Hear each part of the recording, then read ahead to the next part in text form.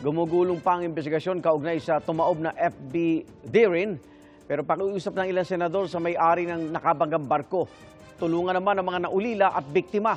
Saksi si Chino Gaston.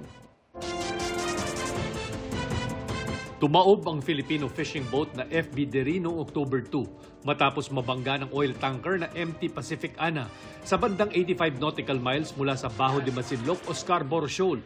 Nasawi ang kapitan at 2 crew. Ang mga mangingisdang nakaligtas, pati ilang kaanak na mga namatay, muling ikinuwento sa pagdinig ng Senado kanina ang kanilang karanasan. Ako po yung katabi ng magluluto siya. Naalala ko na lang po na naganan na po ako. Nasa ilalim na po kami ng bangka. Sa inyong palagay, nalaman kaya na kayo ay binangga?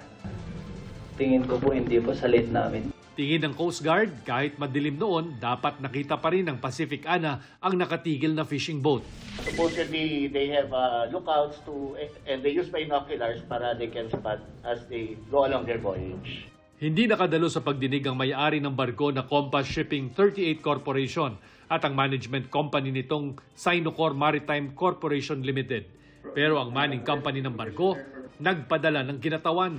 For sure, we have been cooperating with all the investigation. We will definitely continue to do so. We will abide by whatever is the findings. We will definitely raise it to our principals. We will be referring, of course, sa UNCLOS, no, the international law when it comes to determining the liability. The sharing of information actually is mandatory. We already are in the process of concluding the investigation.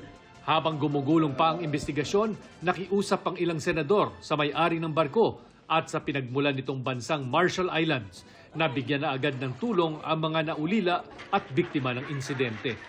Napag-usap natin sila at tutulong yung para mabigyan ng kaunting compensation yung mga biktima without waiting for the final outcome of the criminal case.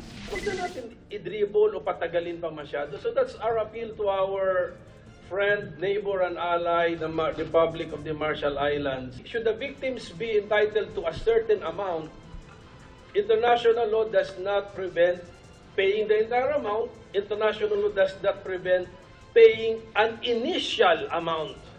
Diba? All the more. Kasi 10 araw na po eh. I mean, natulungan na ba kayo nung suspected vessel? Wala, di ba?